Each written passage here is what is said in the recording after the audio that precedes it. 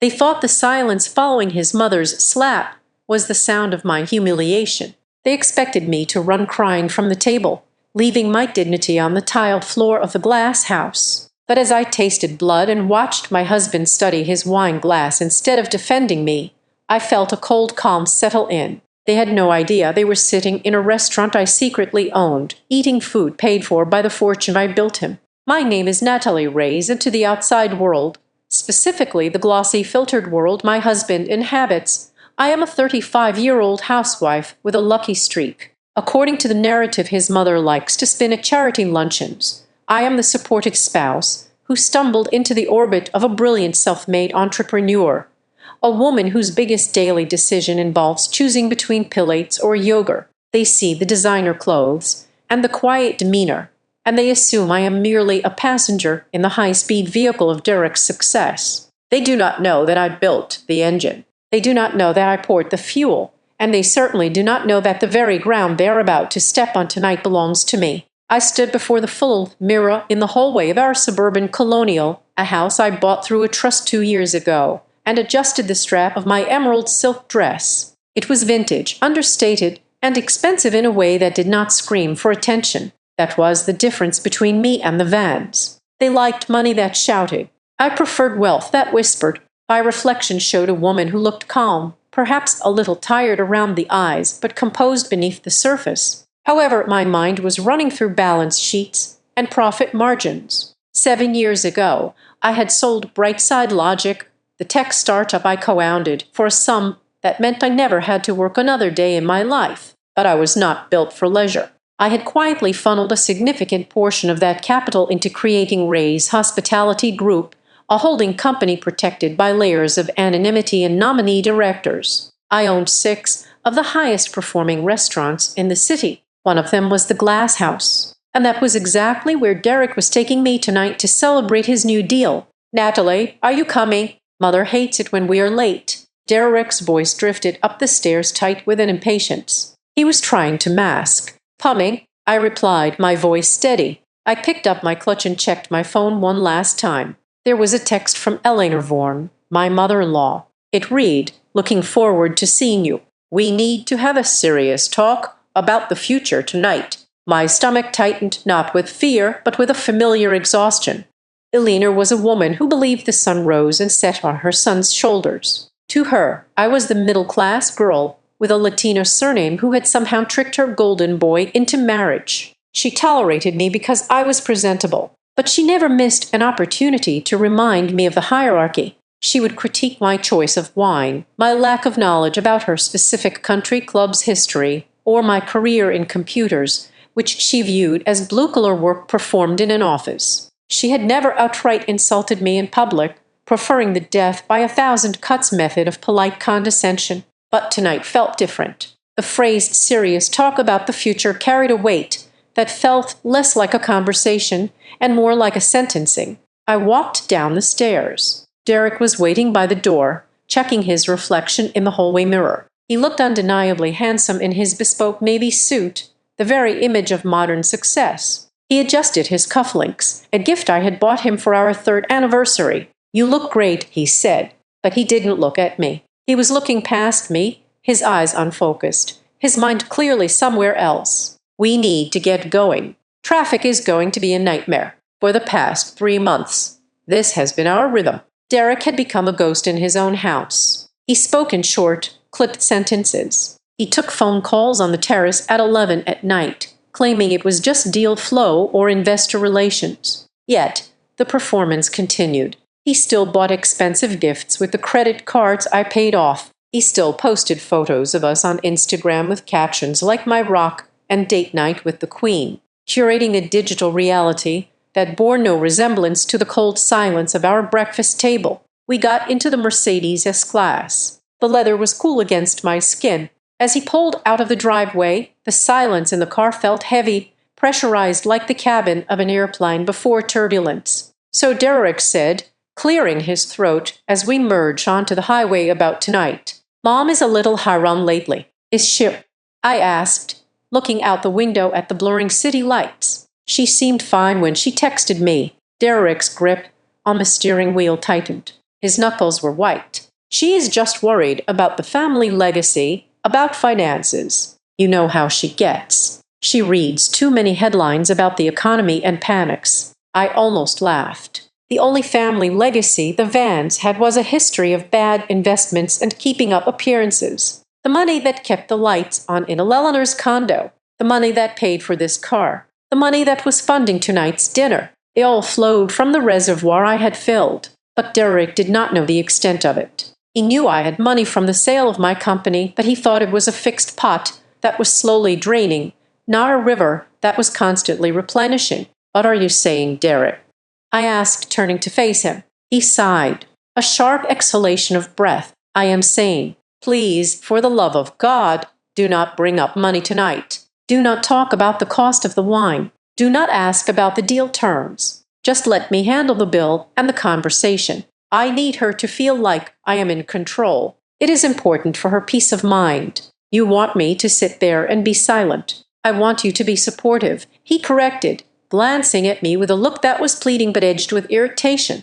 "Just play the part, Nat. Please play the part." That was all I had been doing for years. I turned back to the window. "Fine, I will let you handle it." My phone buzzed against my palm, hidden in the folds of my dress. I glanced down discreetly. It was a message from Lily, Derek's 22-year-old sister. Lily was the anomaly in the Vaughan genetics observant, kind and studying business with a genuine intellect rather than a desire for status. "Are you sure you want to come tonight?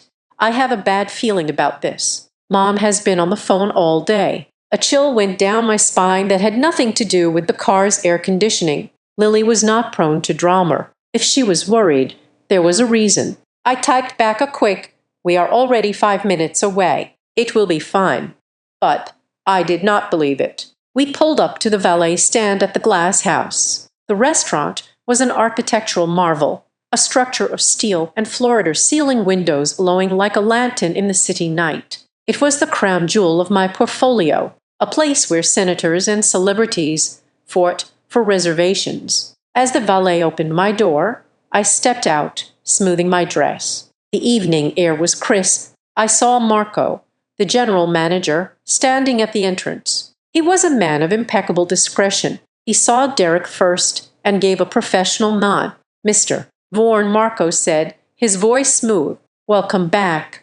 Then he looked at me. For a split second, the professional mask slipped into something warmer, something differential. He bowed his head just an inch lower than he had for Derek. It was a microscopic gesture, invisible to anyone who was not looking for it. "Mrs. Reyes," Marco said. He always used my maiden name when we were alone, but tonight he used my married name with a tone that acknowledged the charade. "We have prepared the private dining room as requested. The chef sends his regards." Derek puffed up his chest, assuming the special treatment was for him. "Excellent, Marco. Lead the way. We are celebrating tonight." "Of course," Marco said, his eyes meeting mine for a brief second. In that look, I saw a question. "Are we doing the usual protocol?" I gave him the slightest, almost imperceptible shake of my head. "No special menus, no comped bottles. Treat me like a guest." We walked toward the heavy glass doors. Inside, the atmosphere was thick with the scent of roasted truffles and expensive perfume. The lighting was low and golden, designed to make everyone look 10 years younger and twice as rich. The soft hum of a jazz piano drifted through the air, accompanied by the melodic clinking of crystal and silver. It was a beautiful stage. It was my stage, but as I walked behind my husband, watching him strut toward the private room with the confidence of a man who believed he owned the world, a voice in my head whispered a warning. Lily's text burned in my mind. Derek's nervousness in the car. Eleanor's cryptic message. I told myself I would just observe tonight.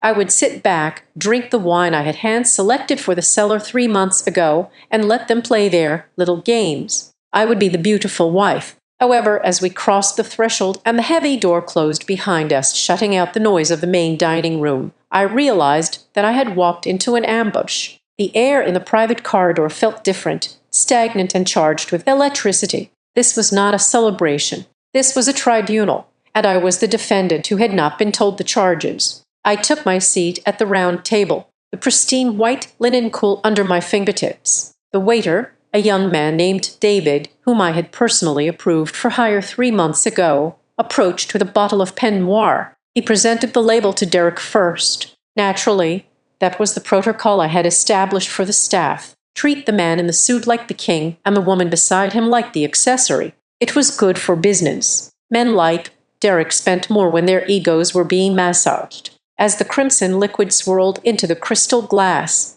the aroma of dark cherries and oak hit me, and suddenly the restaurant faded. I was not in the glass house anymore. I was back in a cramped, rented conference room 7 years ago, staring at a spreadsheet that bled red ink. That was the day I truly bought Derek Vaughan. We had met at a tech summit in San Francisco. I was 28, fresh off the sale of Brightside Logic, the software company I had co-founded in college. I was sitting on a liquidity event that had put 8 figures into my bank account, but nobody knew my face. I liked it that way. Derek, on the other hand, was standing at a booth for a fitness app that did not work, wearing a suit he could not afford, smiling with a charisma that could power a small city. He had the vision. He had the jawline. He had the ability to walk into a room and make everyone feel like they were the most important person there. What he did not have was cash flow. I remembered sitting across from him at a coffee shop 3 days after the conference. He was trying to pitch me on investing $50,000. I looked at his finances and saw a disaster. He was 2 months away from bankruptcy. Most investors would have run. I saw an opportunity. I did not just give him the money. I restructured him. I took his chaotic ledger and turned it into a viable business model. I paid off his high-interest credit cards. I negotiated with his vendors. When his company eventually failed because the product was fundamentally flawed, I did not let him drown. Instead, I pivoted him. I used my capital to launch his career in venture capital, positioning him as the visionary while I stayed in the shadows, analyzing the risk. The world loves a handsome man who claims to be self-made. They do not write magazine profiles about the woman who edits the pitch deck at 2 in the morning and wires the bridge loan at 4. When I sold the second iteration of our joint ventures, the payout was substantial. We are talking about enough money to buy an island. Though we settled for a portfolio of real estate and stocks, that was when I founded Ray's Hospitality Group. I wanted to build something tangible, something that smelled like roasted garlic and fresh linen, not just code on a screen. But I knew the misogyny of the market. A high-end steakhouse chain run by a woman named Natalie Reyes would get scrutinized differently than one run by a dynamic male entrepreneur. So I built the walls to hide behind. I set up a complex web of trusts and nominee companies. On paper, Ray's Hospitality Group was owned by a generic entity called Aurora Holdings, based in Delaware. Aurora Holdings was owned by a blind trust, and the beneficiary of that trust was me, exclusively for me. When we opened the glass house, Derek gave the interviews. He stood in front of the cameras, cutting the ribbon, talking about his passion for culinary excellence. I stood 3 feet behind him holding his jacket while the press called me his lovely wife. I took a sip of the wine. It was a 2018 vintage excellent structure. I knew the wholesale cost was $42 a bottle, and we were selling it for $180. The margin was beautiful. I looked across the table at Eleanor. She was beaming at the menu, running her finger over the prices she had no intention of paying. This scene triggered another memory, sharp and bitter as bile. It was 3 years ago, at the launch party for Derek's firm, Vaughan Capital. We were in a ballroom in Manhattan. Eleanor had cornered a group of investors, clutching a glass of champagne a little too tightly. My Derek has always been a provider, she had said, her voice carrying over the music. He built all of this from nothing, absolutely nothing. It is a rare thing these days to see a man who stands on his own 2 feet without relying on handouts or inheritance. She had cast a sideways glance at me then. She knew my parents were middle-class school teachers. She assumed my little tech job from my 20s had paid for a nice car and nothing more. She had no idea that the check paying for the ballroom, the champagne in her hand, and the suit on her son's back had been signed by me that morning. That night, listening to her erase my existence from my own success story, I realized something terrifying. Eleanor Vaughan was not just annoying, she was a liability, and Derek, standing next to her, nodding along to her praise, was complicit. He enjoyed the myth too much. He had started to believe his own press releases. The next morning, I called my lawyer, Sarah. I need to restructure the new acquisitions. I had told her Derek hates paperwork. He calls it legal mumbo-jumbo. He just wants to sign the final page and take the photo. So, we drafted the operating agreements for the new entities, including the one that leased the land for the glass house. The structure was aggressive. Derek held a 40% equity stake in the management company, which gave him the title of managing partner and a generous salary. But the actual assets, the real estate, the intellectual property, the liquor license were held by my holding company. I controlled the board. I controlled the bank accounts. I controlled the lease. Derek never read the operating agreement. He saw the salary figure, $300,000 a year plus bonuses, and signed with a flourish using the expensive Mont Blanc pen I had bought him. He joked that night over dinner, "Baby, why do we need all these 50-page documents? We are family. What is mine is yours, right?" "Right," I had said, smiling over my salad. "It is just for tax purposes. Derek, you know how the IRS is." He nodded sagely, pretending to understand, and went back to checking his Instagram likes. He did not know that what is mine is yours did not apply to the equity split. He did not know that Clause 7.3 of the agreement gave the majority shareholder me the right to remove the managing partner for conduct detrimental to the reputation of the business. I looked at Lily, who had just arrived and was sliding into the seat next to me. She looked pale. Lily was the only one who had glimpsed the man behind the curtain, or rather the woman. 4 years ago, when she was 18, Lily needed a summer internship for her business degree. Derek was too busy being a visionary to help her, so I brought her into the back office of Rayer's Hospitality. I placed her in accounts payable. It was unglamorous work, entering invoices and reconciling checks. One afternoon, I walked in to find her staring at a K-1 tax form. It was a document that listed the distribution of profits for the fiscal year. "Natalie," she had said, her voice trembling slightly, "this says you are the general partner, and Derek is listed as a limited partner with restricted voting rights." I had closed the door to the office, my heart rate spiking for a second before I leveled it out. "Lily, business structures are complicated." "This is not complicated," she replied, looking at me with wide, intelligent eyes. "This says you own everything. Mom thinks Derek pays for your lifestyle. Your brother works hard," I said, choosing my words carefully. "He is the face of the brand. That is a job in itself. But yes, the capital and the risk are mine." "Does he know?" she asked. "He knows what he wants to know," I answered. "And Lily, this stays in this room. If this gets out, it undermines Derek's authority with the staff. It hurts the business, and the business pays for your tuition." It was a gentle threat, but a threat nonetheless. Lily nodded slowly. From that day on, her attitude toward me changed. She stopped looking at me with the vague pity Alina projected and started looking at me with a mix of awe and fear. She knew I was carrying the weight of the entire Vorm lifestyle on my shoulders. Back in the present, I picked up the menu.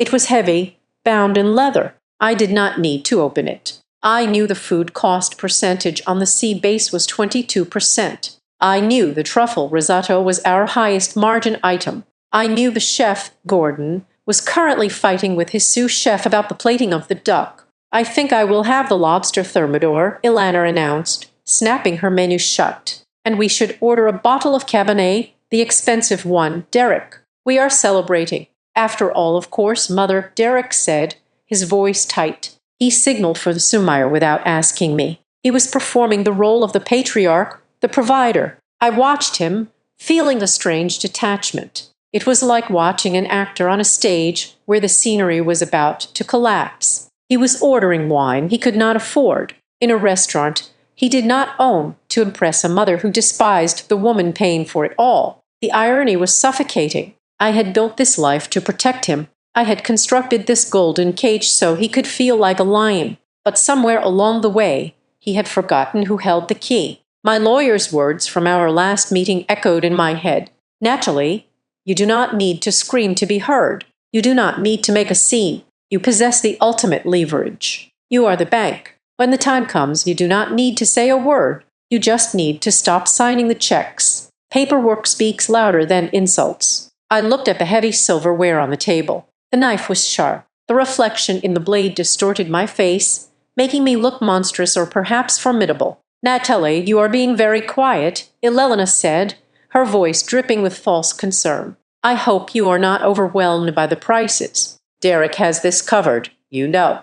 I smiled at her. It was a terrifyingly calm smile. I am not worried about the prices. Elena, I said softly. I was just thinking about the value of things and who actually pays for them. Derek shot me a warning look. Stick to the script, his eyes said. I picked up my water glass. I am rewriting the script. Darling, I thought you just do not know it yet. The appetizers had just arrived. A platter of oysters on crushed ice that Elena was already critiquing for being too small when the vibration started. It was a low, persistent buzz against the mahogany table, Derek's phone. He had placed it face down next to his bread plate, a universal gesture of a man trying to hide something while pretending to be fully present. Buzz, buzz, buzz. You are popular tonight, I said, skewering a lemon wedge with my cocktail fork. My voice was light, casual. Derek flinched. He snatched the phone up and shoved it into his jacket pocket without checking the screen.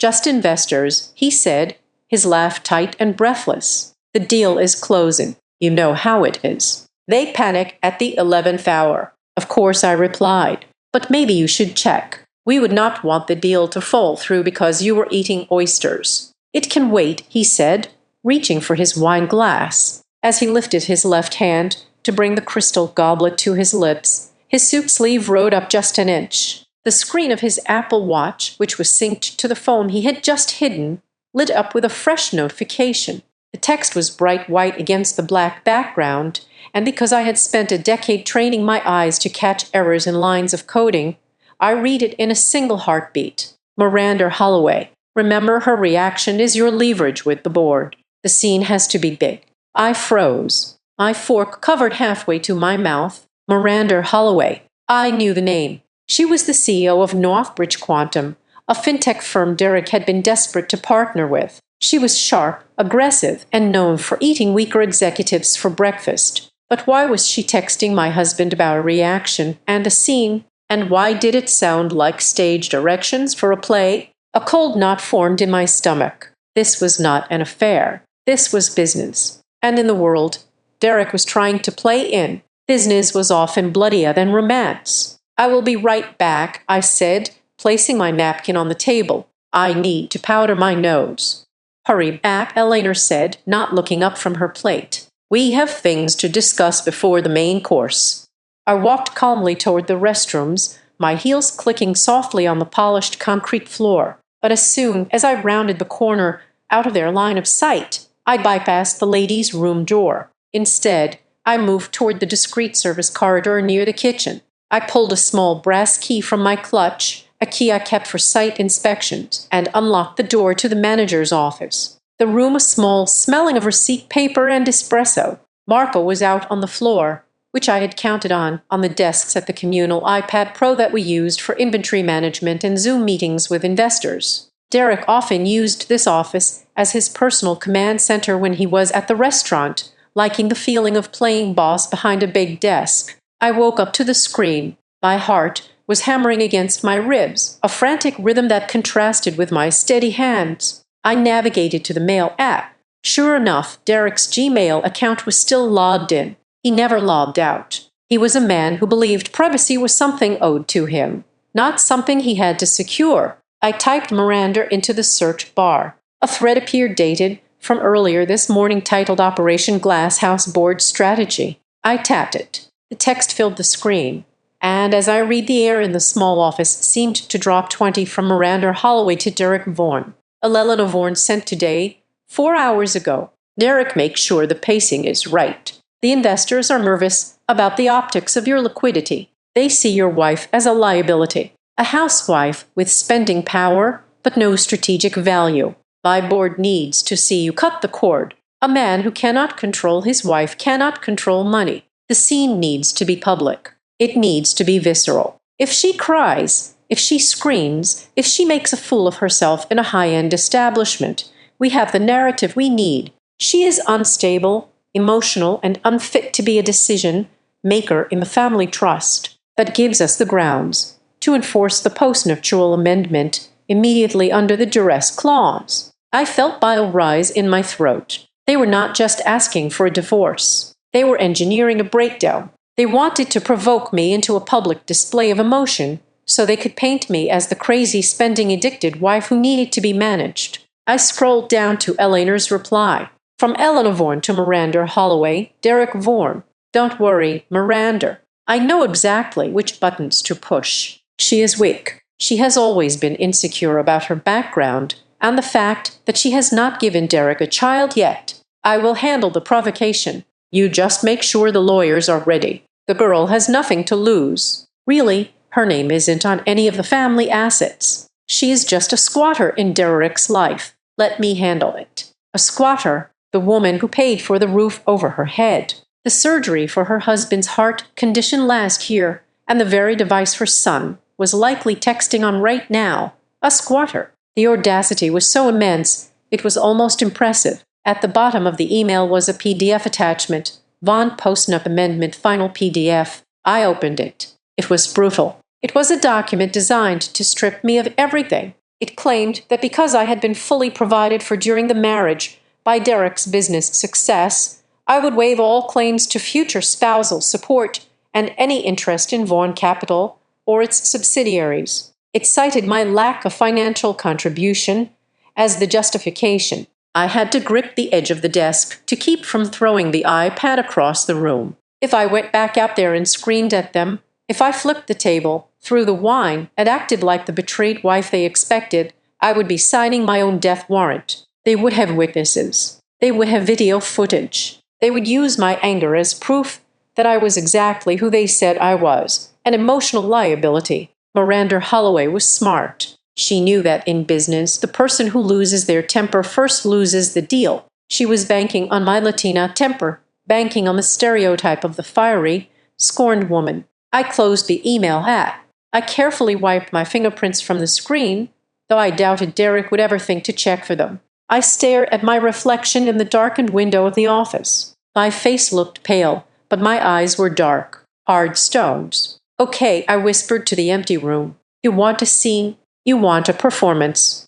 I opened my clutch and took out my lipstick. It was a deep blood red shade called Vendetta. I applied it slowly, watching my mouth transform into a weapon. They wanted to trap me in a corner. They did not realize that they were the ones locked in a cage with a tiger. They thought they were the directors of this play, but they had forgotten who owned the theater. I checked my watch. I had been gone for 6 minutes. Long enough to pee, not long enough to be suspicious. I smoothed the silk of my dress over my hips. I took a deep breath, inhaling the scent of the expensive leather chair I had paid for 3 years ago. When I walked back out that door, I would not be Natalie the wife. I would not be Natalie the victim. I would be the CEO of Rayer's Hospitality Group, conducting a hostile takeover of my own marriage. I unlocked the door and stepped back into the corridor. The sounds of the restaurant rushed back in the clatter of plates, the hum of conversation, the jazz piano playing a melody that sounded deceptively cheerful. I walked toward the private dining room, my head held high. I could see them through the glass walls. The leaner was laughing at something, her head thrown back, her pearls shaking. Derek was checking his phone again, looking nervous, sweating slightly under the collar. They were waiting for the show to start. I pushed open the glass door and smiled at them. It was the warmest, deadliest smile I had ever worn. Sorry to keep you waiting, I said, sliding into my seat. I just had to handle a little technical issue. Derek looked at me, searching my face for any sign of distress. He found none. Everything okay? He asked. Perfect, I said, unfolding my napkin. Absolutely perfect. Shall we order the main course? I saw Alina exchange a quick, sharp glance with Derek. Get ready, her eyes said. I picked up my wine glass and took a slow sip. Bring it on, I thought. Let's see who breaks first.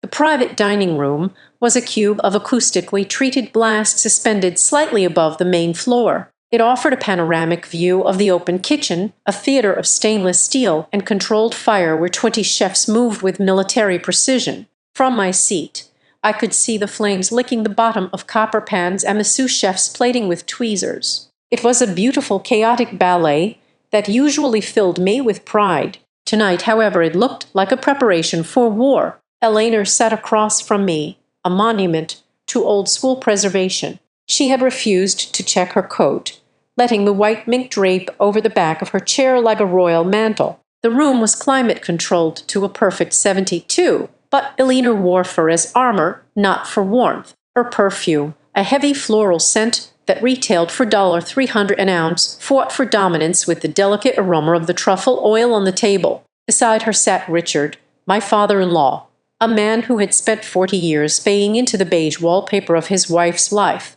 He offered me a tight, apologetic smile before retreating behind his wine glass. Lily was to my right, the only one who seemed to belong to the real world. She wore a simple black dress and kept her hands folded in her lap, her eyes darting between her mother and brother with the vigilance of a bomb disposal technician. "The architecture is striking, I suppose," Eleanor said, her voice pitched just loud enough to carry to the waiter refilling her water. She swept her hand around the room, dismissing the award-winning design with a flick of her manicured wrist. "But it feels a bit sterile. Do you not think so? It lacks the soul of the places we used to go to in the Upper East Side, places with history."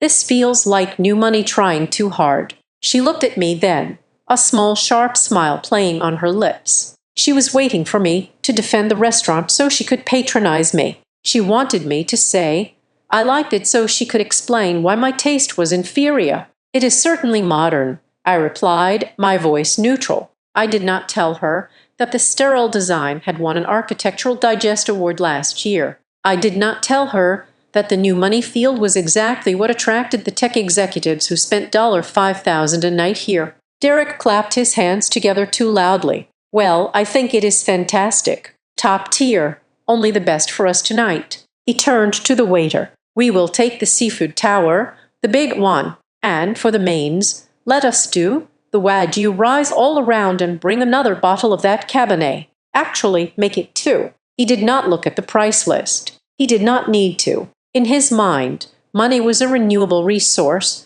that appeared in his bank account by magic. I sat there sipping my water and did the math in my head. The wagyu had a food cost of 40% because we flew it fresh. The wine markup was 300%. Derek was trying to look like a king, but every time he ordered, he was essentially transferring money from my left pocket to my right pocket, minus the operational costs. "You are so generous, Derek," Eleanor cooped, reaching over to pat his hand. "Always taking care of everyone, just like your grandfather." "It is a big night, Mom," Derek said, puffing out his chest. "I want to make sure we celebrate properly." Under the table, Lily's knee bumped against mine. I turned to look at her. "Are you okay?" she whispered, her voice barely audible over the ambient jazz. "I feel like Mom is winding up for something. She has that look." "I am fine, Lily," I whispered back. "Just hungry."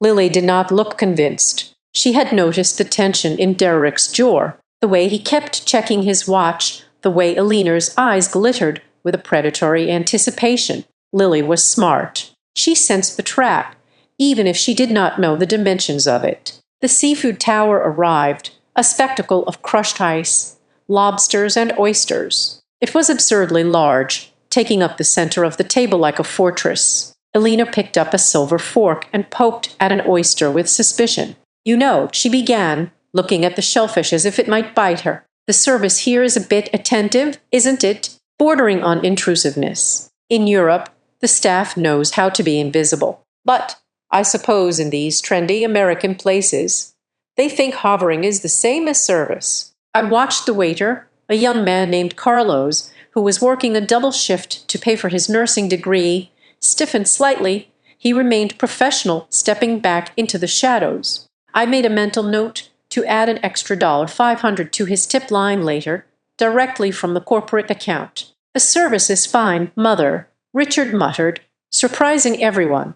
"Oh, hush, Richard," Elena snapped without looking at him. "You would eat off a paper plate if I let you." She turned her gaze back to me. "Natalie, dear, you have hardly touched your wine saving room. Or are you worried about the calories? I noticed you have put on a little weight in the face lately. Stress, perhaps." "I am just pacing myself, Elena," I said.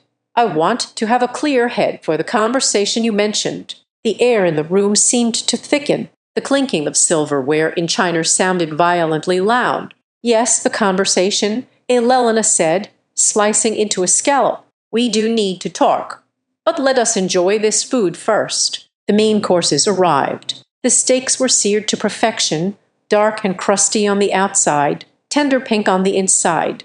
Derek raised his glass again. His hand was trembling slightly, causing the red wine to ripple. "A toast," he announced, "to the new deal with Northbridge Quantum, to the future of Vaughan Capital, and to take the family name to the next level." "To the family name?" Elena echoed, raising her glass high. "To the family," Richard mumbled. I raised my glass but did not drink. I watched Derek beam at his mother, basking in her approval. He did not mention me. He did not mention that I had introduced him to the initial contacts at Northbridge. He did not mention that the collateral for his buying was a property deed in my name. I had been erased from the narrative of his success as thoroughly as a Soviet dissident airbrushed from a photograph. I looked around the table. The crystal glass in Derek's hand was imported from Austria. I had approved the purchase order 2 years ago. The table they were leaning on was custom-made walnut from a carpenter in Oregon.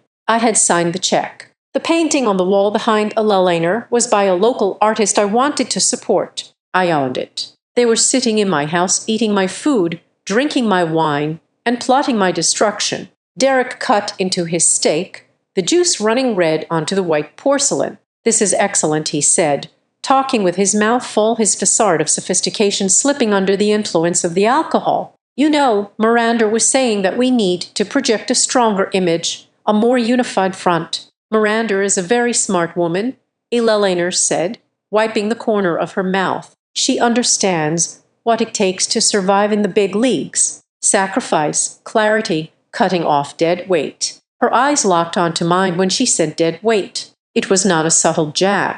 It was a declaration of intent. The jokes about the service, the critiques of the Dacre, the eraser of my role, it was all foreplay. They were circling, tightening the noose, waiting for the moment to kick the chair out from under me. I picked up my knife and fork. The weight of the silver felt reassuring in my hands. I cut a small, precise piece of my steak. "I agree, Elena," I said, my voice steady and clear, cutting through the jazz music. "Clarity is very important. Sometimes people get confused about who plays what role. It is always good to remind everyone exactly where they stand." Elena smiled, mistaking my statement for submission. She thought I was agreeing to be put in my place. She did not realize I was talking about hers. The room felt small now, the glass walls no longer offering a view out, but reflecting the scene within. The stage was set. The players were in position, and the first act was drawing to a close. I chewed slowly, savoring the flavor of the beef,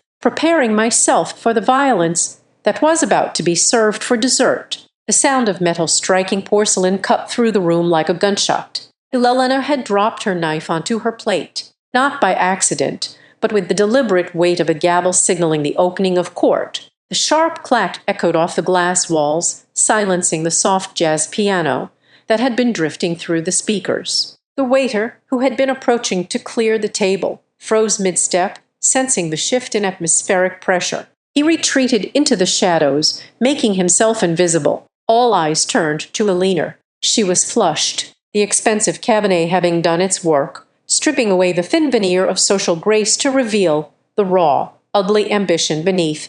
She dabbed the corner of her mouth with a linen napkin, leaving a smear of red lipstick that looked like a fresh wound. "Natalie," she began. Her voice was syrupy, laced with a poison she barely bothered to disguise. "We have been dancing around the truth all evening, have we not? But I think it is time we speak plainly for the sake of the family." I folded my hands in my lap, feeling the cool silk of my dress under my sweating palms. "I am listening, Elena." "You are a lucky girl," she said, leaning forward. Her pearls clicked against the edge of the table. "You must know that. When Derek found you, what were you doing? Trying to run some little computer business, struggling to pay rent. You were drifting." I felt Derek shift beside me. He did not look up. He was staring at the dregs of his wine, swirling the liquid in hypnotizing circles. "Derek saved you," Elena continued, her voice gaining volume. "He pulled you out of that mediocrity. He gave you a name. He gave you this lifestyle, this dinner, the clothes on your back. He elevated you. We built this life together," I said softly. "Together." Elena laughed. It was a harsh barking sound. "Oh, honey, do not delude yourself. You are the passenger. Derek is the driver, and frankly, the passengers are getting heavy." She took a sip of wine, her eyes narrowing. "And let us be honest about the one job a wife in your position is supposed to have. It has been 7 years, Natalie. 7 years," she gestured vaguely at my stomach. "And nothing. The nursery in that big house is still empty. It is a little embarrassing, is it not, for a man of Derek's stature to have no legacy?" The air left my lungs. I had expected them to come from my money. I had expected them to come from my dignity. I had not expected them to weaponize the miscarriage I had suffered 2 years ago. A grief Derek and I had never spoken of publicly. "That is private, Elena," I said, my voice dropping to a whisper. "It is not private when it affects the family line." She snapped. "If you are broken, Natalie, if you cannot give this man a real family, then the very least you can do, the absolute bare minimum, is to know your place. You need to shut your mouth, sit down, and respect the man who pays for your existence." I turned to Derek. I needed him to say something, anything. I needed him to look at his mother and tell her to stop. "Derek?" I asked. He did not look at me. Instead, I felt a sharp kick under the table. His polished shoe dug into my shin. It was a warning. "Shut up. Take it. Don't make a scene." "Mom is just stressed," Derek mumbled to the tablecloth. "Just listen to her, Nat." Elena reached into her designer handbag, a bag that cost $4,000, paid for by the dividends from a company I owned, and pulled out a thick cream envelope. She slid it across the white tablecloth. It stopped right in front of my water glass. "This is for the best," Elena said, her tone shifting to a faux business-like rationality. "It is a modification to your marital agreement. Miranda's lawyers looked it over. It simply states that given your lack of financial contribution and your failure to produce an heir, you waive any claim to Derek's future earnings or the capital assets. You acknowledge that you have been compensated enough by simply being allowed to live this life." I looked at the envelope. I did not need to open it. I had already read the PDF in the manager's office. "Sign it," Elena commanded. "Sign it now in front of us, so we can all sleep soundly knowing you are not just waiting for a divorce settlement to cash out like a common gold digger."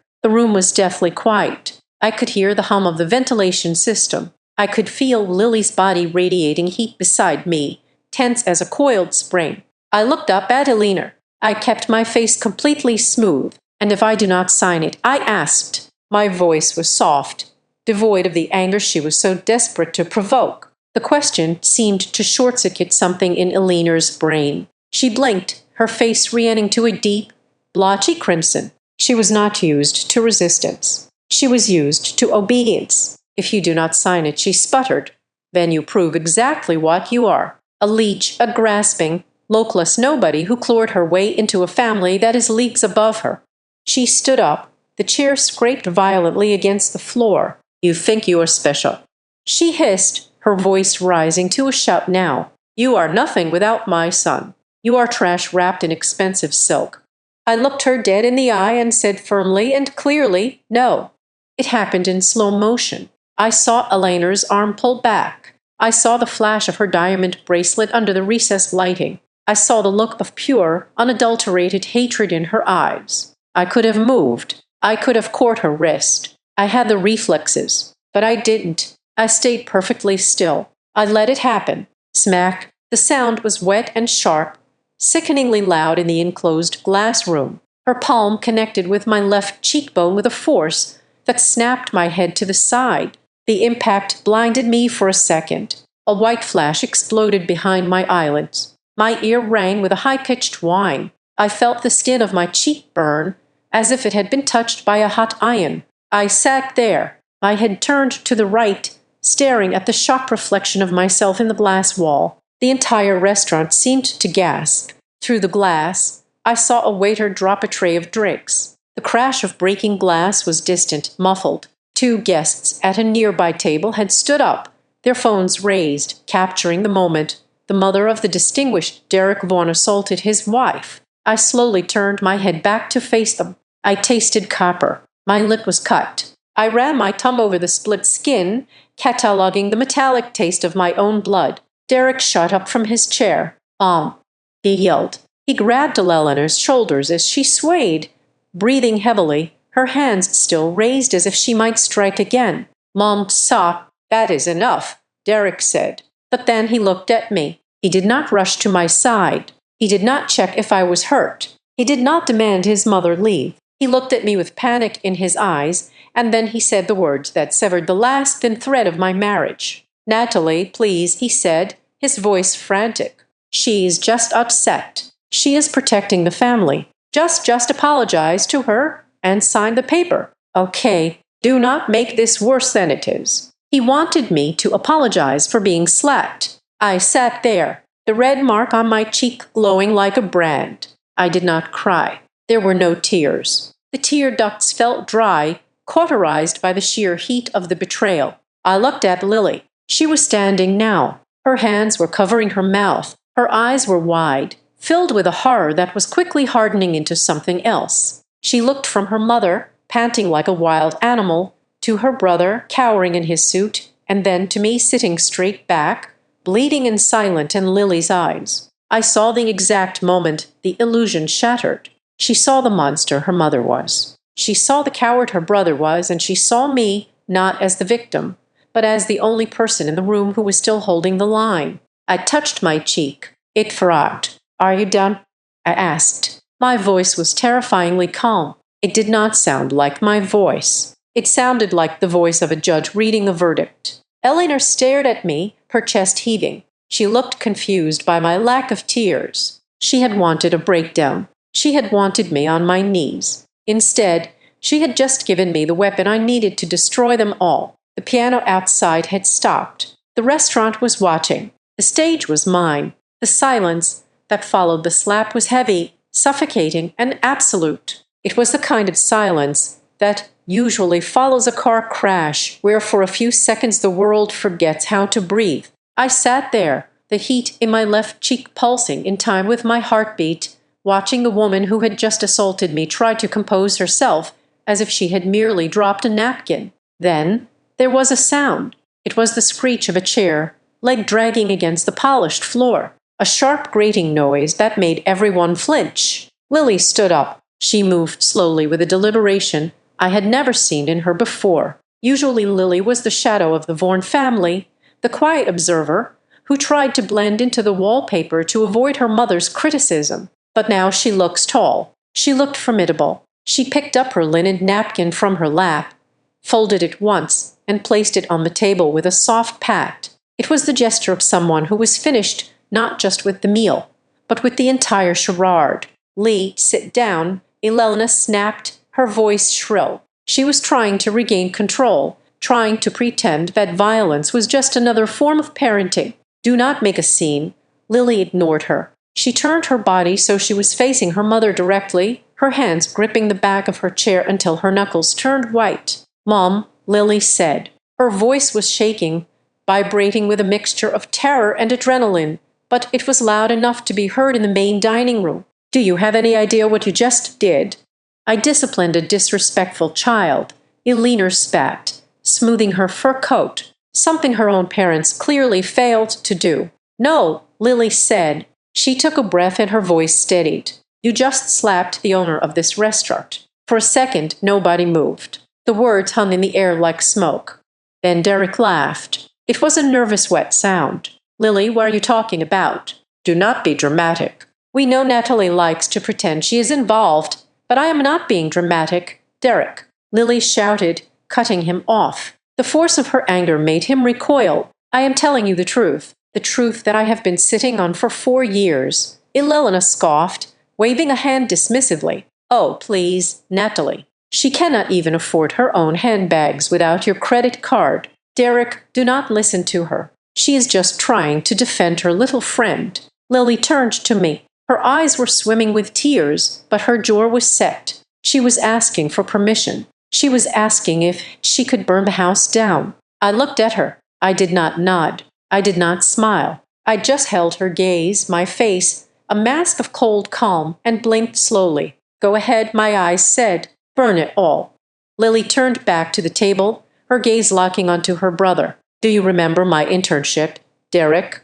She asked, her voice dropping to a lethal conversational tone. The summer I worked in accounting, you were too busy flying to Miami for conferences to notice, but I was processing the filings for the holding companies. So, Derek said, looking confused, you worked for the family business. I worked for Ryer's Hospitality Group. Lily corrected him. I saw the incorporation papers. Derek, I saw the capitalization tables. I saw the bank signatures. She pointed a trembling finger at me. Natalie is not just the wife on the brochure. She is the general partner. She owns 90% of the equity in the holding company that owns the Glass House, the Onyx Room, and Verve. You are a minority stakeholder with zero voting rights in the operating entity. You are an employee, Derek. Derek's face went slack. That is not true. I signed the franchise agreement. I am the managing director. Did you read it? Lily asked, her voice dripping with pity. Did you actually read the 40-page document you signed last October, or did you just look for the page with your salary on it and sign where the little X was? Derek opened his mouth, but no sound came out. He looked at me, his eyes wide with a dawning, terrifying realization. He was remembering the papers. He was remembering how I had handed them to him with a glass of scotch, telling him it was standard legal stuff to protect us from liability. She owns the building. Mom, Lily said, turning to Elena. She owns the land. She owns the wine cellar you just raided. She pays the chef. She pays the valet. Every single person in this building works for Natalie Reyes, and you just slapped her in the middle of her own dining room. Lies, Elena hissed, though her voice lacked its usual conviction. She looked around the room, desperate for an ally.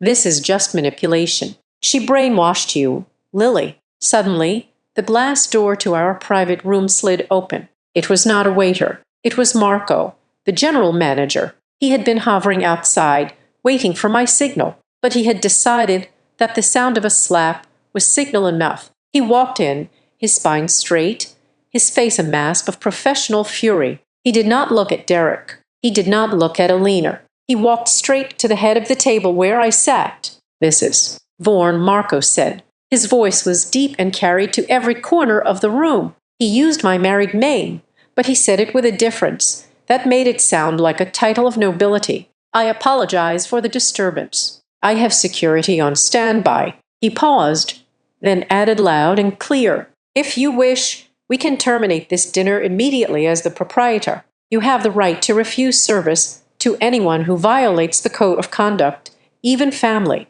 The word proprietor hit Elena like a physical blow. She slumped back in her chair, her mouth opening and closing like a fish out of water. Proprietor, she whispered. But Derek said, Derek lied, Lily said ruthlessly. Or he was too stupid to know the truth. Does it matter? The silence in the restaurant had shifted. It was no longer the silence of shock. It was the silence of judgment.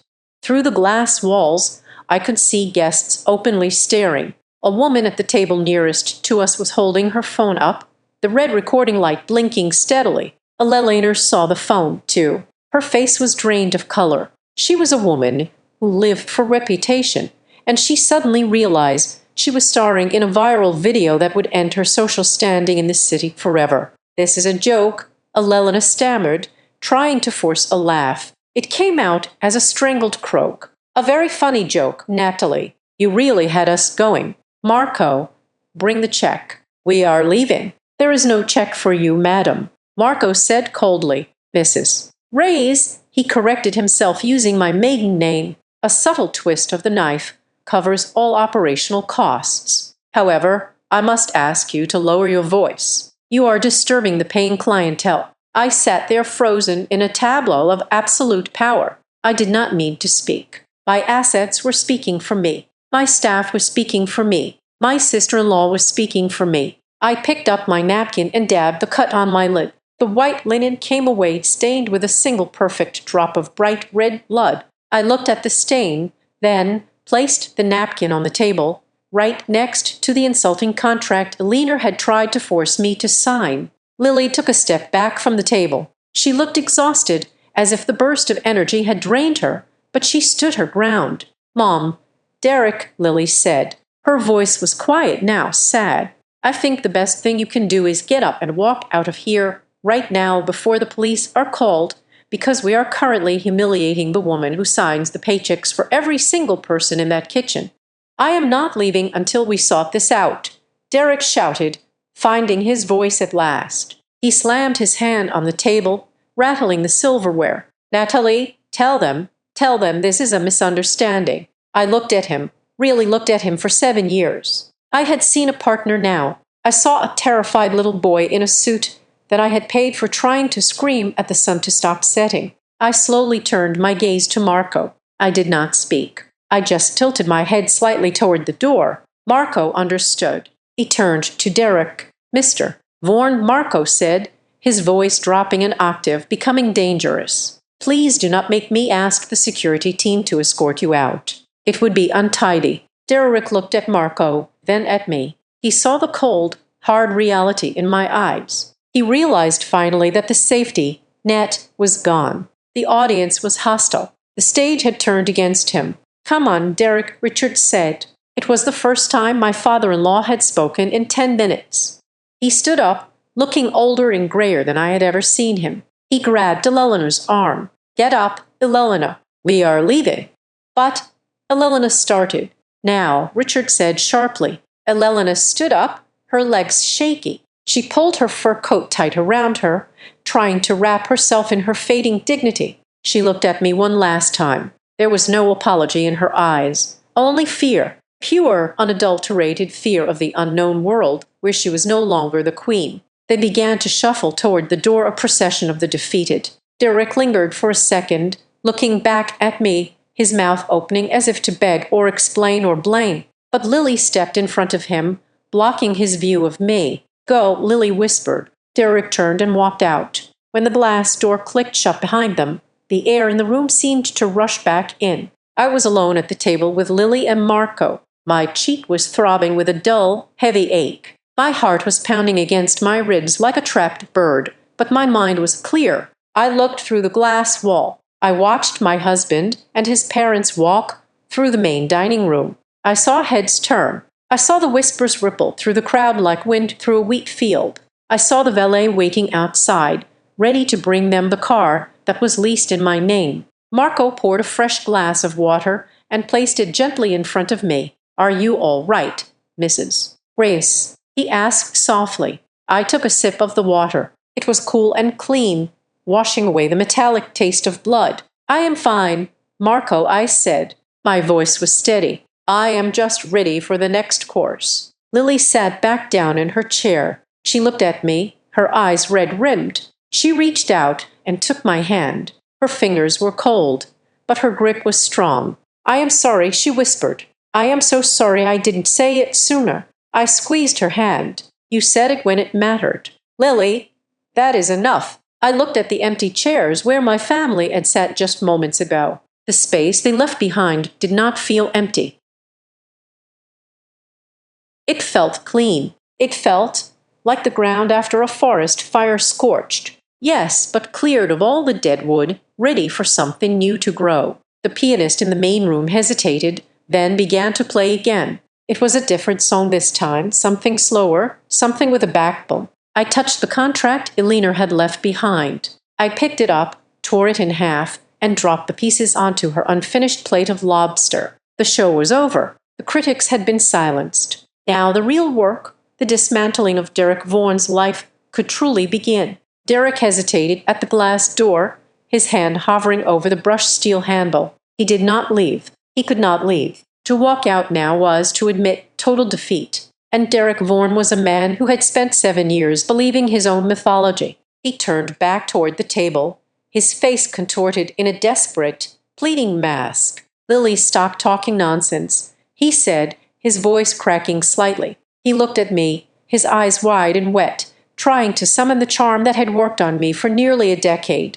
"Natalie, honey, do not listen to her. Mom is just overwhelmed. She drank too much wine. You know how she gets. We are going to go home. We are going to order takeout and talk about this like adults. Just us. We are a team. Remember we." He was still using that word. He was still trying to drape the blanket of our marriage over the wreckage his mother had created. I picked up my phone. It was time to redefine the pronouns in this relationship. I did not look at him. I looked at the screen. I opened the commercial banking app that managed the finances for Ray's Hospitality Group. I navigated to the corporate credit card tab. There were 3 cards issued to Derek Vaughan, managing partner. The black Amex he used to impress clients. The Visa Infinite he used for travel. The backup MasterCard he kept in his glove compartment. Status active. Monthly limit $50,000. Current balance $8,400. I tapped the edit icon. I selected freeze all cards. The app asked for confirmation. "Are you sure you want to suspend privileges for this authorized user?" I tapped yes. Status suspended. Next, I opened my email client. I composed a new message to Sarah, my chief financial officer, who I knew would be checking her phone even at 9:00 at night. Subject urgent. Activation of clause 7.3. I typed rapidly, my thumbs moving with the precision of a pianist. Effective immediately. Suspend all signing authority for Derek Vaughan pending an emergency board review.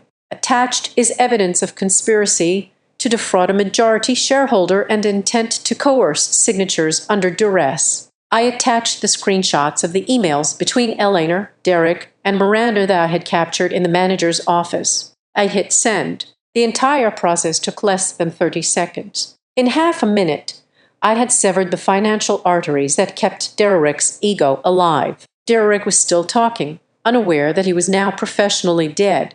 "I mean, look at this place," he said, gesturing around the room with forced bravado. "It is stressful. The lights, the noise, it got to everyone.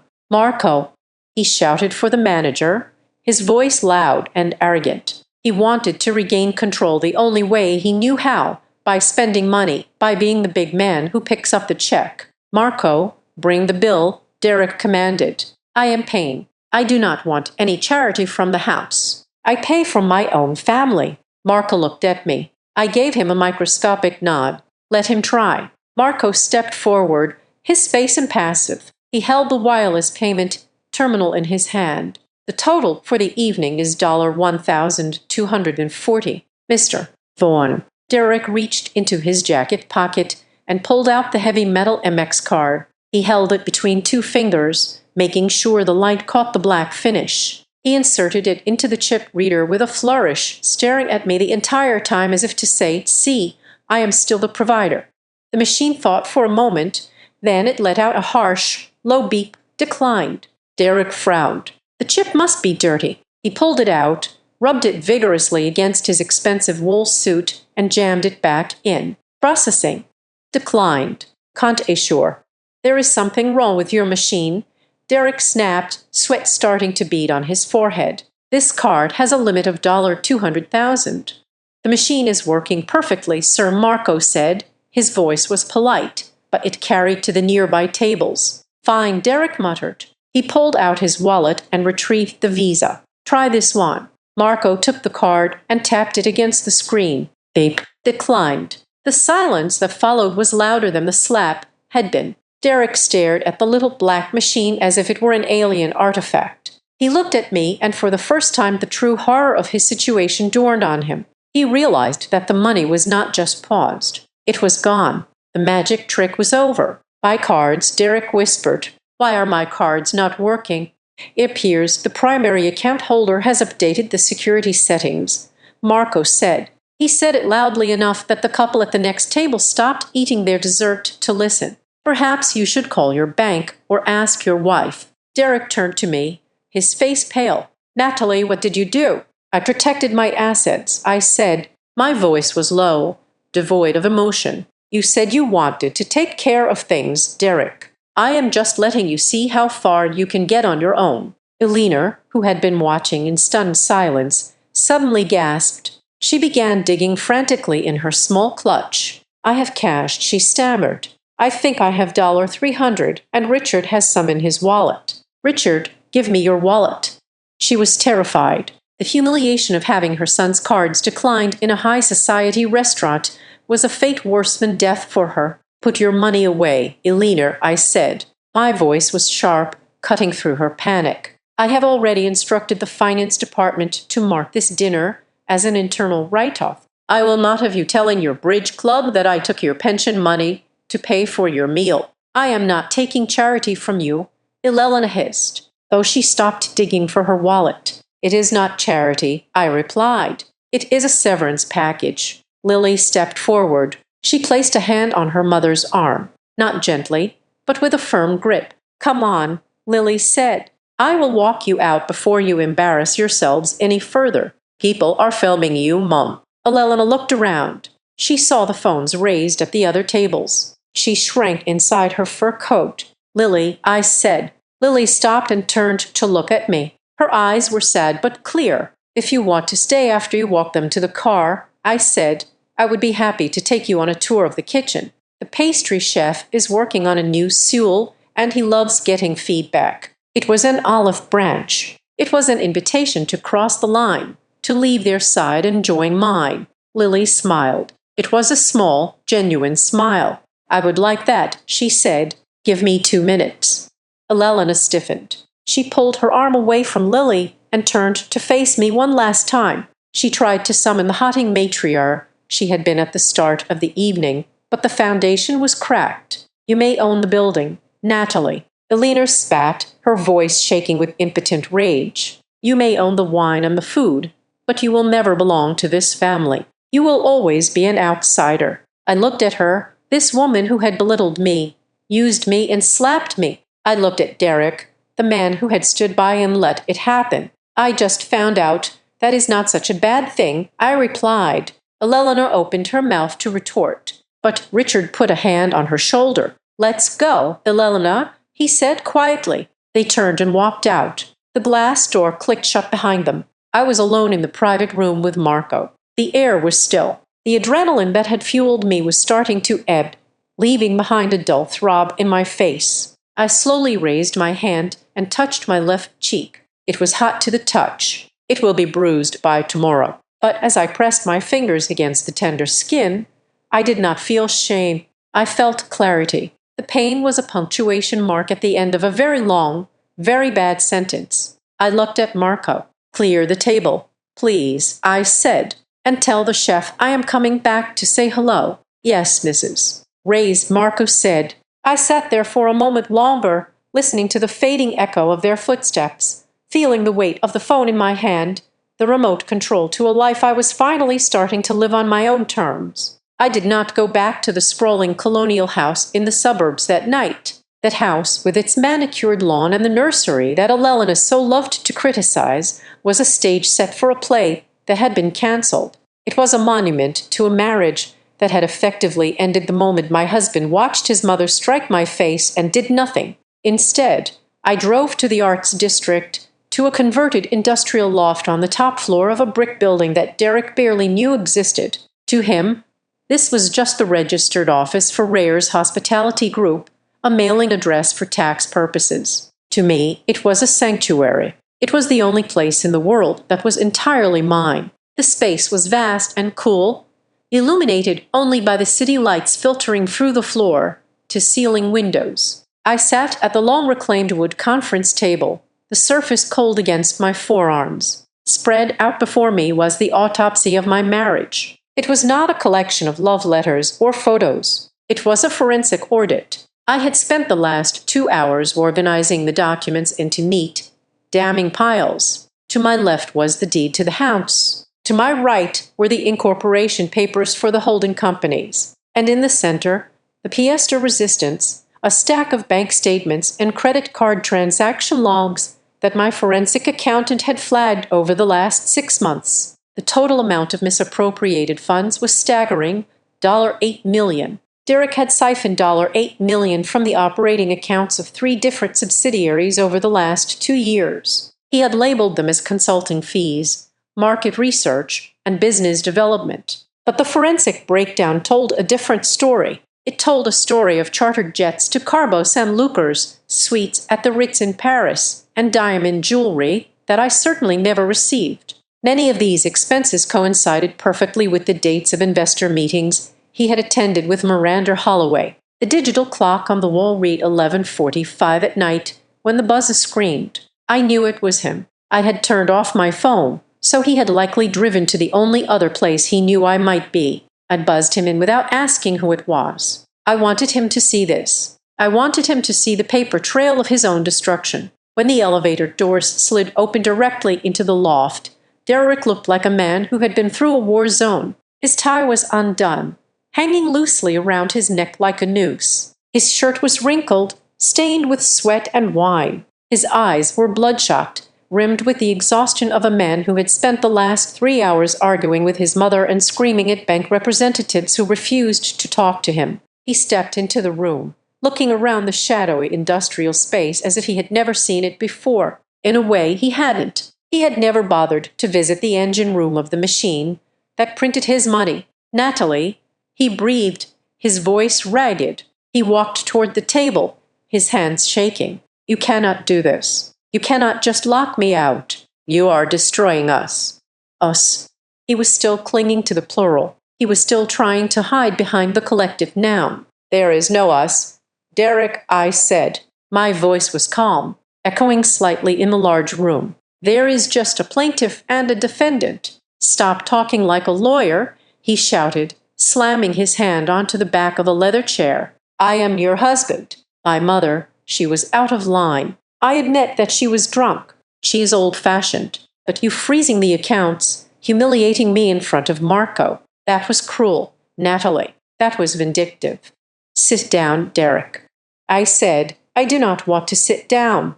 Sit down, I repeated, my voice dropping to a register that bought no argument. Or I will call the police and have you arrested for trespassing and given the current state of your credit cards. I do not think you can afford bail. He froze. The reality of his powerlessness hit him again. He pulled out the chair and sank into it, looking smaller than I had ever seen him. I picked up the first document, the print out of the email chain between him, Eleanor, and Miranda. I slid it across the table. It stopped inches from his hands. Read it, I said. He looked down. He recognized it immediately. Natalie, this is just talk. Miranda is aggressive. She was just brainstorming strategies to handle the board. I never agreed to. You did not object. I cut in. You discussed the pacing. You discussed the optics. You conspired with a third party to provoke your wife into a mental health crisis in a public setting to trigger a duress clause in a post-nuptial agreement. In legal terms, Derek, that is conspiracy to commit fraud and infliction of emotional distress. It was a test, he pleaded, leaning forward. Miranda said we needed to see if you could handle the pressure of the high-stakes world. If you had just stayed calm. I did stay calm, I reminded him. I am still calm. That is why you are terrified.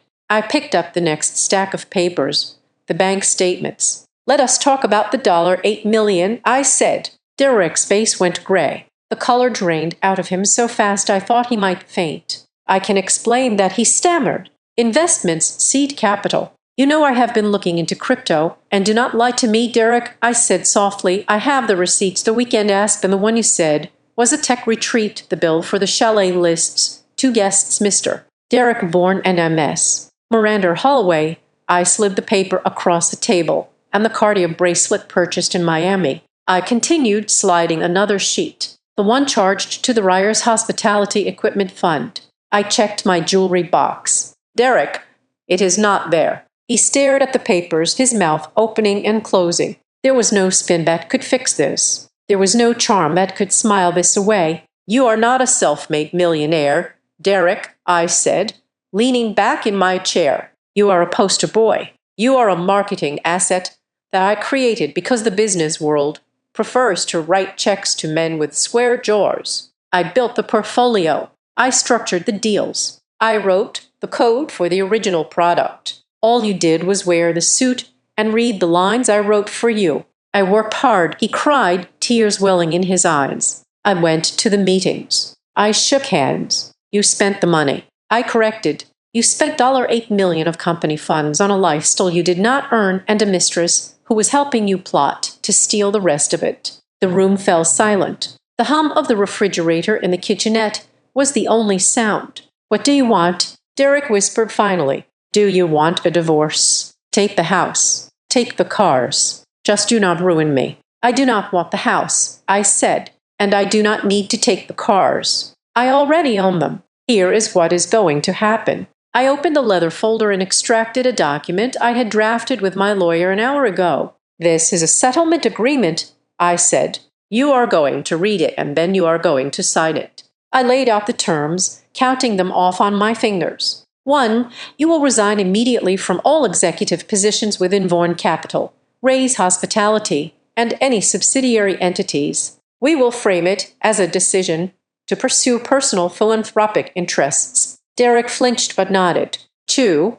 You will transfer your 40% stake in the management company back to Aurora Holdings for a nominal fee of $1. This returns full equity control to me. $1, he choked out. That stake is worth $20 million. It is worth nothing if I prosecute you for embezzlement, I said coldly. Do you want to negotiate the value of your freedom, Derek? Because the sentencing guidelines for Graham Laraseni involving $8 million are quite severe.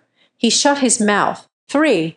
I continued, you will issue a public statement approved by my PR team acknowledging that your success was a joint venture and that I was the primary financial architect. You do not have to say you were a puppet, but you will admit I pulled the strings. And what do I get? He asked, his voice bitter. Homelessness. No, I said, you get an allowance. I will set up a trust for you. You will receive $150,000 a year paid out monthly. It is enough to live a comfortable, middle-class life. You can rent a nice apartment. You can drive a decent car, but private jets, the $5,000 dinners, the days of being a millionaire playboy are over. Derek looked at the document. He looked at the evidence of his theft. He looked at me. You want to humiliate me, he said, shaking his head. You want revenge? No, Derek, I said, meeting his gaze. I want the ledger to balance. I want the truth to be recorded in the official files. The revenge part. That is what you did to yourself when you let your mother slap me and tried to steal my company. He sat there for a long time. I could see the wheels turning in his head. He was thinking about Miranda. He was thinking about whether she would save him. If you are thinking about calling Miranda, I said, reading his mind, you should know that I have already prepared a separate package for her board of directors. It includes the emails proving she conspired to manipulate a business partner's family for leverage. If you do not sign this document within 48 hours, that package goes to her board and the evidence of your theft goes to the district attorney. Derek slumped. His shoulders collapsed. The fight went out of him like air from a punctured tire. 48 hours, he whispered. 48 hours, I confirmed. Take the papers. Go to a hotel. Do not go back to the house. I have had the locks changed. I will see you at the mediation table. He stood up slowly. He reached out and took the folder. He looked at the stack of bank statements, the proof of his betrayal, and then he looked at me. I love you. You know, he said it was a weak, pathetic attempt at a final manipulation. In the beginning, I know, I said, I love you too. That is why I paid $8 million to learn this lesson. He turned and walked toward the elevator. The doors opened with a soft chime. He stepped inside, and as the metal doors slid shut, cutting him off from my view, I finally let out the breath I'd been holding for 7 years. I was alone in the dark loft. I was tired. My cheeks still throbbed. But for the first time in a decade, my net worth was calculated not in dollars, but in truth, and I was very, very rich. 3 weeks later, we met in a neutral zone. It was a conference room on the 42nd floor of a law firm that belonged to neither my counsel nor theirs. The room was a study in intimidation, featuring a table made of a single slab of black marble and a view of the city that reduced the people below to the size of insects. The air conditioner was set to a chilling 68, but the temperature in the room felt significantly lower. I sat on one side of the table with Sarah, my corporate attorney, and James, my personal counsel. Opposite us sat the crumbling dynasty of the Vaughan family. Eleanor sat in the center, flanked by Derek and Richard. She wore a severe charcoal gray suit that looked like armor, her hair sprayed into a helmet of perfection. She did not look at me. She stared at the water pitcher in the center of the table as if her sheer force of will could turn it into wine. Derek looked like a ghost. He had lost 10 pounds since the night at the loft. His suit hung loosely on his frame, and there were dark circles under his eyes that no amount of concealer could hide. Beside him, Richard sat hunched over, his hands clasped tightly on the table, looking like a man waiting for a sentencing hearing. Lily sat at the far end of the table, slightly apart from her family, signaling a physical and emotional separation that Eleanor had clearly noted with disdain. "Let us begin," Sarah said, opening a thick binder. Her voice was crisp, professional, and utterly devoid of pity. "We are here to finalize the separation of assets and the restructuring of the corporate entities known as Vaughan Capital and Ray's Hospitality Group." Eleanor's lawyer, a man named Mr. Anderson, who charged $600 an hour to look bored, leaned forward. "My client, Mr. Vaughan, asserts that his contributions to the brand equity entitle him to a significant severance package, far exceeding the allowance Mrs. Ray's has proposed." "Mr. Vaughan has no leverage," Sarah replied, not even looking up from her notes. "Let us be clear about the ownership structure, as it seems there has been some confusion within the family." She projected a chart onto the screen on the wall. It was a complex web of entities, but the color coding was simple. Everything in blue belonged to me. Everything in red belonged to Derek. The screen was almost entirely blue. "Derek Vaughan holds a minority non-voting interest in the operating company," Sarah explained, using a laser pointer to circle a tiny sliver of the pie chart. "However, under the terms of the original operating agreement, specifically Clause 7.3, any executive who engages in conduct detrimental to the company or conspires to defraud the majority shareholder triggers an automatic buyback option." Sarah paused and looked directly at Derek. "The emails you exchanged with Miranda Holloway and your mother regarding the dinner at the Glass House constitute a conspiracy to commit fraud and inflict reputational damage." Sarah said, "Therefore, Mrs. Ray's is exercising her right to buy back your shares at book value. The current book value of your shares, given the debt you have incurred through unauthorized spending, is $400,000. Derek flinched. Eleanor finally looked up, her eyes narrowing. "This is absurd," Eleanor hissed. "My son built that company. He is the face of it. You cannot just erase him with a spreadsheet." "We are not erasing him, Mrs. Vaughan," I said, speaking for the first time. "We are correcting the record." "Furthermore," James added, sliding the document across the marble table, "we have evidence that Mr. Vaughan used company funds for personal travel and gifts totaling $8 million. We are willing to forego criminal prosecution for embezzlement only if he agrees to the terms of the separation today." Derek looked at his lawyer. Mr.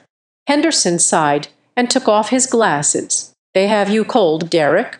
Henderson whispered loud enough for everyone to hear. "The emails are damning, and with the Northbridge deal suspended." "It is not suspended," Derek muttered, his voice cracking. "Miranda is just waiting. Miranda Holloway sent a cease and desist letter to your office this morning," I said quietly. "She is distancing herself from you to save her own board seat." "It is over, Derek." Derek slumped in his chair. The last flicker of hope in his eyes died out. He picked up the pen. "I will sign," he whispered. "Derek, no." Eleanor snapped, grabbing his wrist. "You cannot just give up. We are Vans. We will not surrender to her." "Mother, stop," Derek said, pulling his arm away. He looked exhausted. "I have no money. My cards are declined. The investors stopped returning my calls 3 weeks ago. I have to sign." He signed the document. The scratching of the pen sounded like a match being struck. Suddenly, Lily cleared her throat. "I have something to say," she announced. Eleanor turned to her daughter, her lip curling. "You have done enough, Lily, bringing this embarrassment upon us." "I am not the one who embarrassed us, Mom," Lily said, her voice shaking slightly, but gaining strength with every word. "I want to make sure something is entered into the record, because for 20 years I have watched you treat Natalie like she was lucky to be in this room, like she was a guest who overstayed her welcome." Lily opened a folder she had brought with her. It was not a legal binder. It was a simple manila folder filled with copies of checks and wire transfers. 3 years ago, Lily said, looking at her father, Dad had a triple bypass surgery. The bill was $240,000. Insurance covered 60%. Who paid the rest? Richard looked down at his hands. He did not speak. Derek said he paid it. Lily continued. He told everyone at the club that he took care of it, but here is the check. It is signed by Natalie Raves. She slid the paper toward Richard. "And my tuition," Lily went on. "NYU is not cheap. $55,000 a year. Mom, you told me it came from the family trust." "There is no family trust, is there? The checks came from the Rayers Hospitality operating account. Natalie paid for my degree. Natalie paid for Dad's heart. Natalie paid for the renovation of your kitchen last summer." Eleanor was staring at the papers as if they were radioactive. Her face was pale, her mouth a thin line of fury. "She did it to control us." Eleanor spat, grasping for any narrative that kept her as the victim. "She used money to buy her way in, to make us dependent. She did it because she is family," Lily said, her voice rising. "Or she thought she was. She covered for Derek's failures. She covered for your spending. And how did you thank her? You slapped her face in front of 50 people. You are taking her side," Elena asked, her voice trembling with a sense of betrayal that felt genuine to her twisted logic. "You are choosing her money over your own blood." "No, Mom," Lily said firmly. "I am choosing the truth, and I am choosing not to close my eyes anymore. You slapped the woman who saved Dad's life. That is not dignity. That is disgraceful." The room fell silent. Elena looked at Richard, waiting for him to defend her, waiting for him to put Lily in her place. But Richard just stared at the check with his signature on the medical release form next to mine. I looked at Elena. She was cornered, stripped of her moral high ground, exposed as a charity case in designer clothing. It was time to deliver the final blow. "I have one more condition," I said. Sarah slid a single sheet of paper toward Elena. "What is this?" Elena asked, looking at it with disdain. "It is a non-disclosure and non-disparagement agreement," I explained, "and a voluntary restraining order. You want to silence me." Elena laughed, a harsh, brittle sound. "I have rights. I can tell my story." "You can," I agreed. "But if you do, I will file a civil suit for assault and battery regarding the incident at the glass house. We have the security footage, Elena. It is in 4K resolution.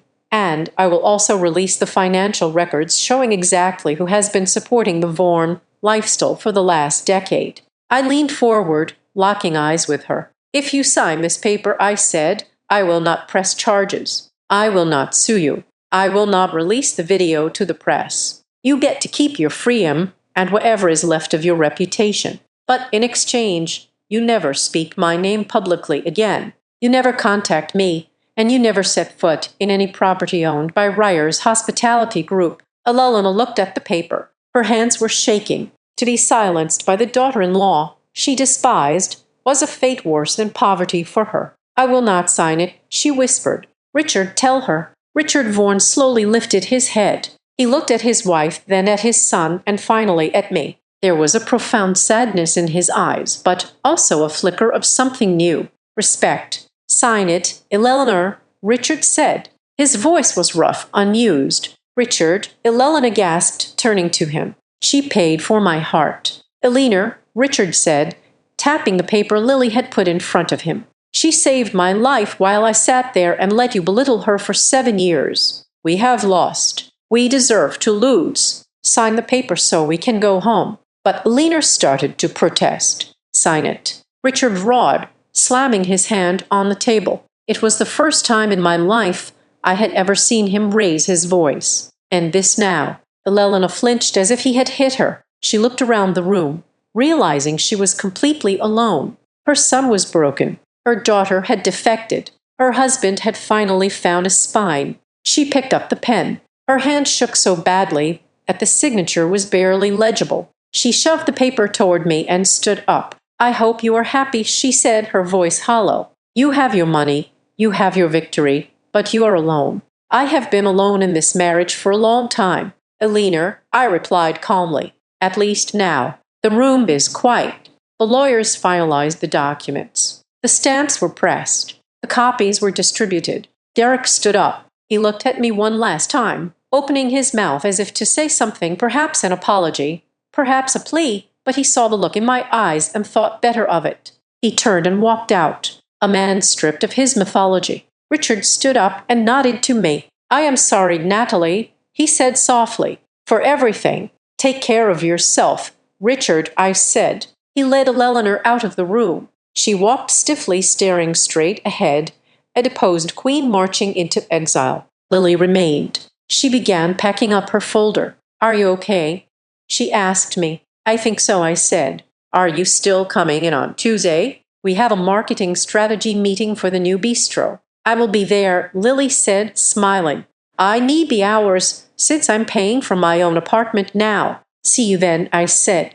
Lily left, closing the heavy door behind her. I sat alone in the massive conference room. The silence was absolute. I looked at the stack of signed documents in front of me. I had won. I had protected my assets. I had silenced my abusers. I had reclaimed my life. I expected to feel a rush of triumph, a surge of adrenaline like I had felt in the restaurant. But instead, I just felt a vast echoing emptiness. It was the feeling of a building that had been demolished. The dust was settling. The debris was cleared. And now there was just a gaping hole in the ground where a structure used to stand. I stood up and walked to the window, looking out at the city spread below me like a circuit board. The old structure was gone. The faulty foundation was dug up. The parasites were removed. I pressed my hand against the cold glass. It was terrifying, looking at that empty space. But as I watched the traffic moving in the arteries of the city below, I realized that for the first time in my life, I was the architect, the builder, and the owner of whatever came next, and I had a lot of work to do. The glass house looked exactly the same as it had on the night my marriage ended. Yet, it felt like a completely different building. The lighting was still that warm, expensive amber. The jazz piano still drifted through the air with a lazy, sophisticated rhythm, but the tension that had once made the air thick enough to choke on was gone, replaced by the genuine hum of people who actually liked each other. I sat at the head of the long table in the private dining room, the same room where Eleanor had slapped me. But tonight,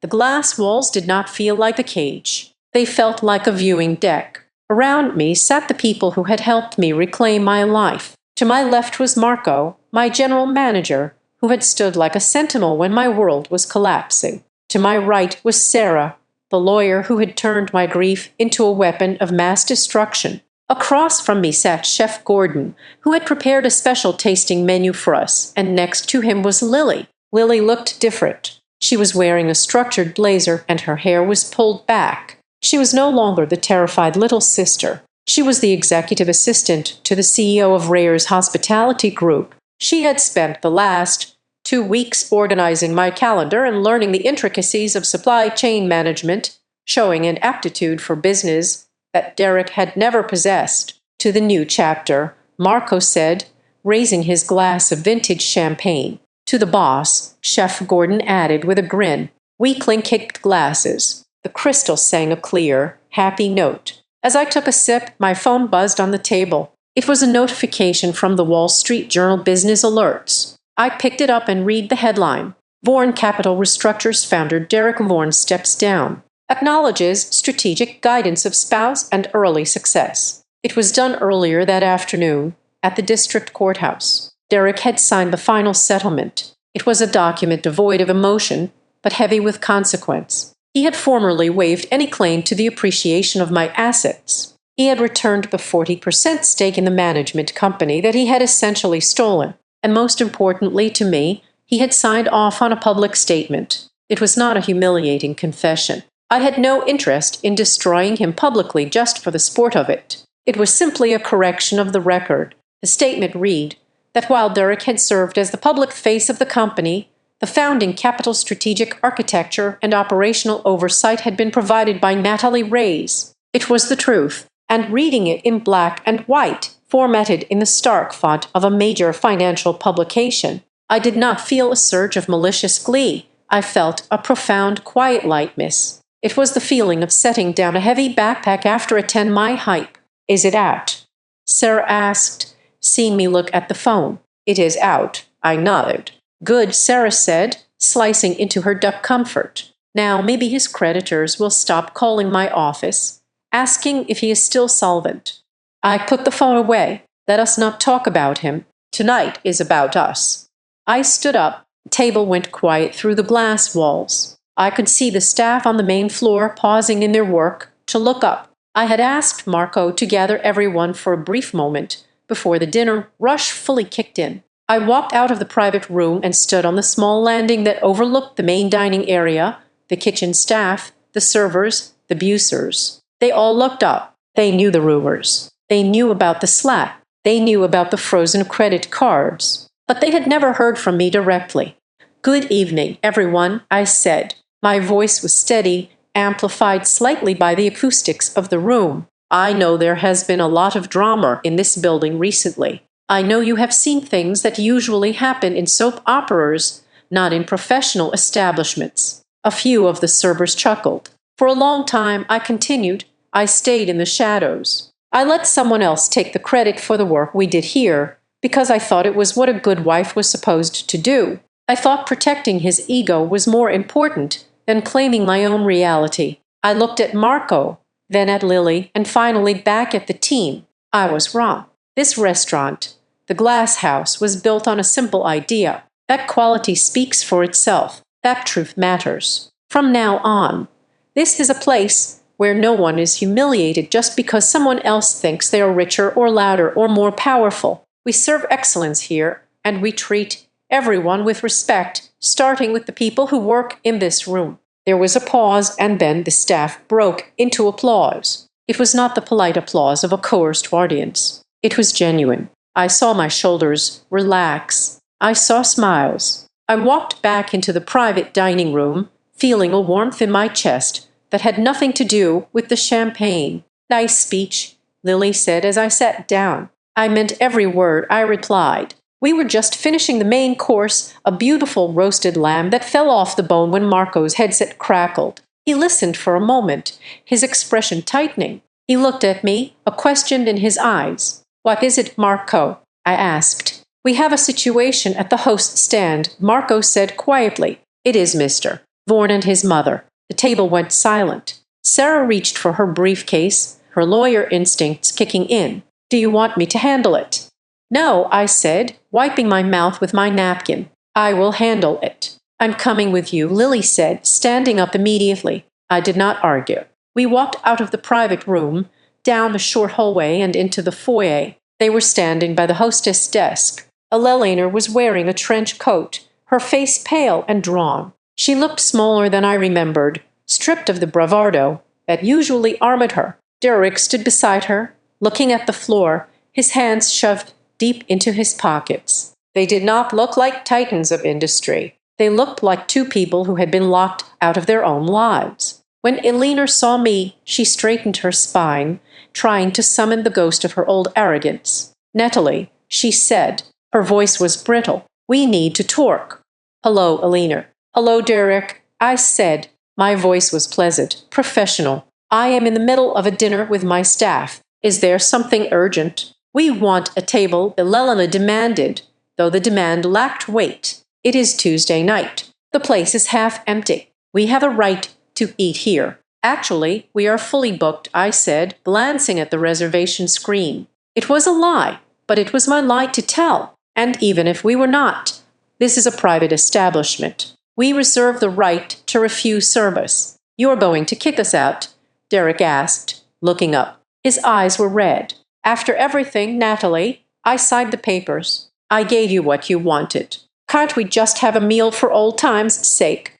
He still didn't get it. He thought the signing of the papers was a transaction that bought him forgiveness. He did not understand that the currency between us had been devalued to zero. "This is not about the papers, Derek," I said. "This is about boundaries. I am not your wife anymore. I am the owner of a restaurant where you caused a scene and abused the staff. You are a liability. I am your mother-in-law."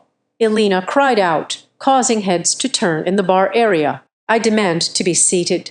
She took a step forward, trying to push past the hostess stand. Before she could take a second step, a large shadow fell over her. It was David, the head of security. He did not touch her. He simply stepped into her path, his arms crossed, a wall of muscle and polite menace. "Ma'am," David said, his voice a low rumble, "please do not make me escort you out." Elena stopped. She looked at David, then at me. She realized that she could not bully her way past physics. Lily stepped forward from behind me. She stood shoulder to shoulder with me, presenting the unified front. "Mom," Lily said. Her voice was not angry. It was just incredibly tiring. "Tonight is ours. You should go home." Elena looked at her daughter. She looked at the new clothes, the confidence, the way Lily stood next to me, not as a subordinate, but as an ally. "Lily," Elena whispered, "you are kicking me out." "I am asking you kindly to leave," Lily said, echoing the words I had used in my head 1,000 times. "Please, God, do not make this harder than it needs to be." Derek looked at his sister. He saw the strength in her that he had never possessed. He shook his head, a small, bitter laugh escaping his lips. "Come on, Mom," Derek said. "Let's go." "No," Elena insisted, her voice rising to a shriek. "I will not be dismissed by stop, Elena." The voice came from behind them. It was Richard. He had been parking the car or perhaps waiting outside, but now he stood in the doorway. He looked tired, but his eyes were clear. He reached out and took his wife's arm. "It is over, Elena," Richard said gently. "We lost. Let's go home." It was a rare moment of clarity for Richard Vaughan. He did not try to fight. He did not try to negotiate. He simply accepted the reality that his wife refused to see. Elena looked at her husband. She looked at the restaurant, the warm lights, the happy diners, the world she was no longer part of. Her shoulders slumped. The fight drained out of her, leaving only a bitter hollow shell. "Fine," she whispered. She turned around. Richard guided her out the door. Derek followed them, casting one last look at me, a look of regret that came 7 years too late. The heavy glass door swung shut, sealing them out in the cold night. I stood there for a moment, listening to the silence they left behind. I looked at the hostess stand at the reservation book where their names would never appear again. "Are you okay?" Lily asked, touching my arm. "I am fine," I said, and I was. I walked back into the private dining room. The conversation had paused, waiting for the outcome. When I sat down, Marco poured me a fresh glass of wine. I looked at the table. I looked at the spot on the wood where Eleanor's hand had rested right before she slapped me. I reached out and ran my fingers over the grain. It was just wood. It was just a table. The memory was there, but the sting was gone. I had taken the pain, and I had turned it into power. I had taken the humiliation, and I had turned it into a business plan. "To the future," I said, raising my glass again. "To the future," the team echoed. Outside, the city continued to move, indifferent to the dramas of the wealthy. But inside the glass house, under the golden lights, everything was exactly as it should be. The traitor was gone, the bully was banished, and the woman who had been slapped was now the one deciding who got to stay for dessert. Thank you so much for listening to this story. I would love to know where you are tuning in from right now. Please drop a comment below and share your location and your thoughts on Natalie's revenge. If you enjoyed this story, please make sure to subscribe to the Azad Revenge Stories channel. Hit that like button and press the hype button to help this story reach even more people. Your support means the world to me.